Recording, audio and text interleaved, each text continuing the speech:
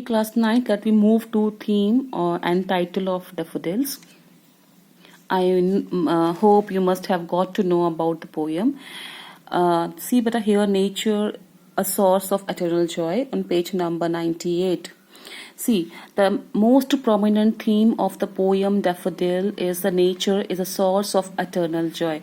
Many of us go to hill stations to spend our vacations. Why do we go there? Just to relax ourselves. Nature all has a soothing effect on us. It always gives pleasure to us. Same is said by the poet in this poem. The poem brings home the idea that nature is a source of eternal joy. Nature is full of beauty and that captivates us all the time. Okay, the beautiful objects of nature like flowers, like daffodils, and plants, mountain, lakes, stars, the sun, the moon, so on and so forth, fill our minds with pleasure. In the poem Daffodil, it is the beautiful scene of the golden daffodils that mesmerized the poet, that actually had attracted the poet. The daffodils growing near the lake appear to be tossing, means here dancing their heads in a gentle breeze, as if in a dance, and the poet realized a poet could not be gay in such a jocund company. He continued to gaze at the beautiful sight, the real worth of which he realized only when he was removed far from it. He comes to realize that nature has the ability to soothe and delight us. Really, nature has a soothing effect on us. It delights us in our melancholic mood, sad moods. The beautiful scene of daffodils often flashes across his mind, and he feels as if his heart were dancing in joy with the dancing daffodils. Okay, so here nature gives pleasures to us. Nature always serves us with beauty and relaxation. Then come here nature's healing power. It heals our sorrows or sadness. The poem shows that how nature has the power to heal our stressed soul. We live in a city. We are always busy with our tough schedule.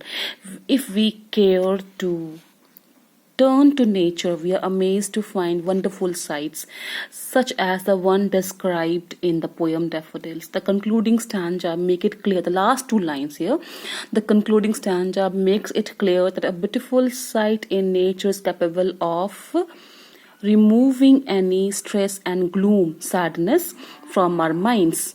The poet says that whenever he is in sad or idle mood, the beautiful scene of daffodils fills his mind with pleasure.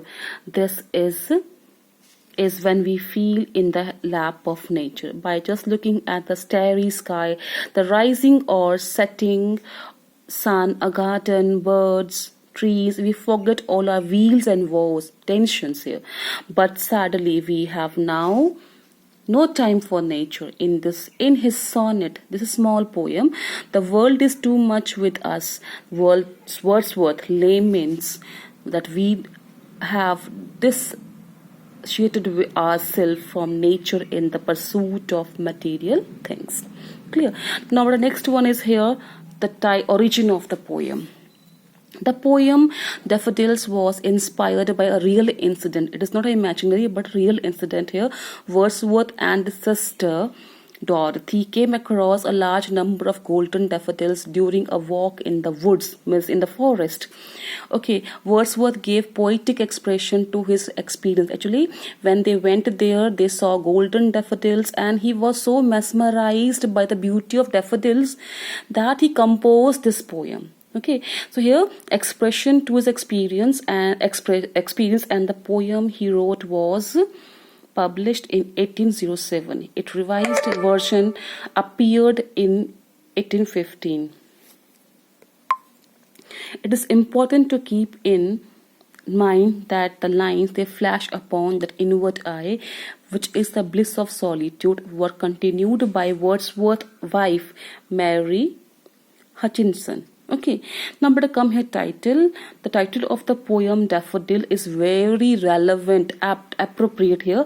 Wordsworth entitled the poem Daffodils. The title Daffodil is apt as the whole poem is about the golden daffodils which the poet saw during his walk and which become a source of continuous joy for him. Really, this title is very suitable, very apt and relevant because the whole poem revolves around it only.